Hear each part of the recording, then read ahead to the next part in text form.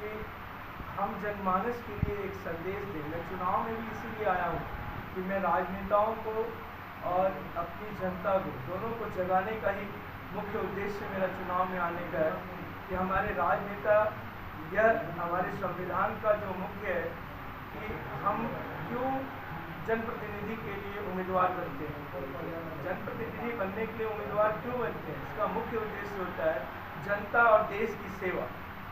पहला होता है जनता की सेवा। जब जनता की सेवा होगी तो देश की सेवा होगी, क्योंकि व्यक्ति से ही सब कुछ है।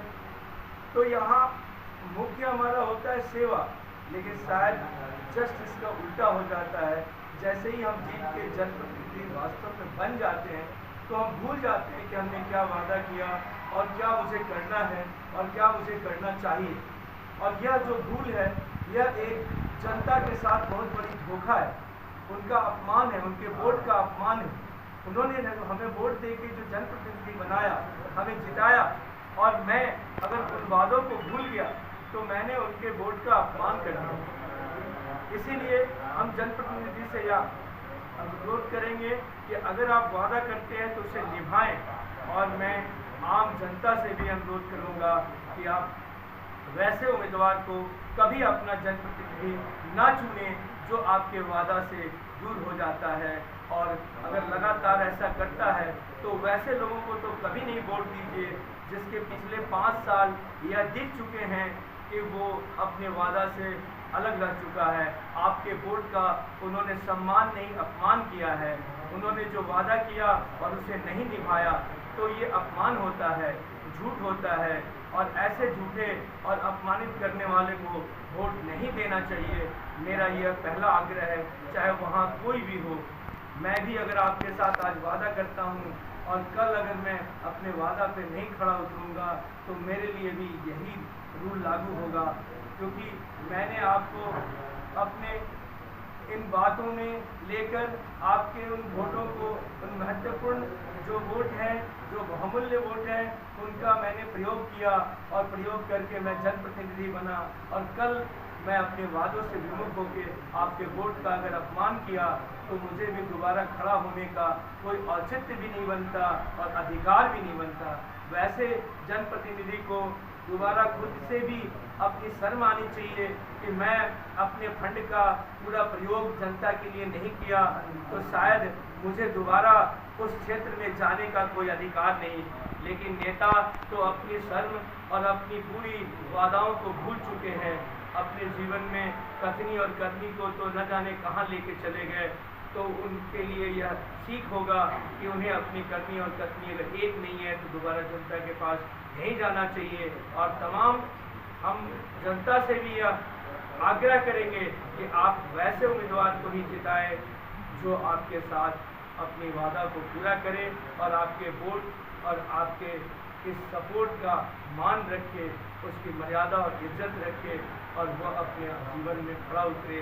तो आप इन जितने भी हमारे उम्मीदवार खड़े हैं उनमें आप चुने कि कौन ऐसा व्यक्ति है जो वास्तव में अपने कर्म और वचन से एक हो सकता है, और वैसे ही व्यक्ति को वोट दे, वरना आपका वोट निरर्थक जाएगा, अपमानित होगा, उसकी मर्यादा समाप्त हो जाएगी। तो इसलिए यही मेरा मुख्य उद्देश्य था।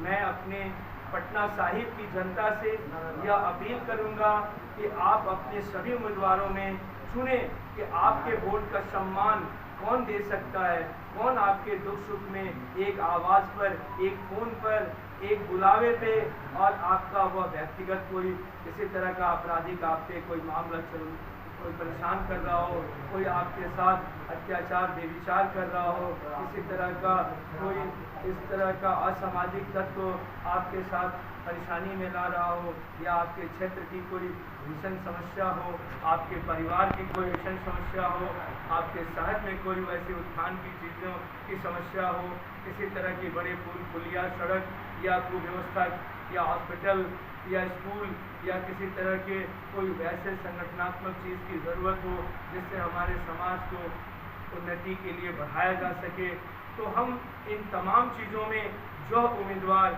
आपको लगता है कि वह हमारे एक आवाज़ पर, एक बुलावे पर, एक कहने पे आएगा और हमारे इस दुख और सुख में भागीदार होगा, उसे ही यह चुनाव जीतने का अधिकार है। वरना मेरे पढ़े लिखे विद्वान होने का कोई फायदा नहीं कि हम पढ़ लिख के विद्वान हैं और हम ऐसे जगह मोहर लगा रहे हैं, ऐसे जगह वोट डाल रहे हैं जिस वोट का पूर्णतः अपमान हो रहा है, ऐसे प्रतिनिधि को बना रहे हैं, ऐसे उम्मीदवार को प्रतिनिधि बना रहे हैं जो वाकई 5 साल जाके सो जाएगा और मेरे वोट का अपमान करेगा। मेरी मेहनत की जो सम्मान है वो बेइज्जती में जाएगी।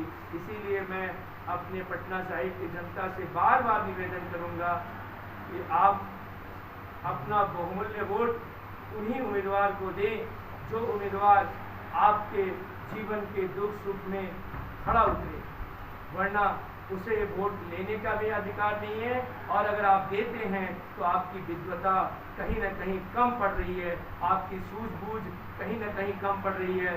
जिसे विद्वानों ने कहा है कि बिना विचारे जो करे सो पाछे पछताए, काम बिगाड़े आपने जग में होत हंसाए। तो कभी भी आपको अपने विचार के बिना कोई काम नहीं करना चाहिए। किसी जाति पाति धर्म भेद से ऊपर उठ के तभी इस चीज़ों को सोचना चाहिए, क्योंकि यह मामला आपका नहीं पूरे समाज का है और इस समाज की उन्नति आपकी उन्नति है।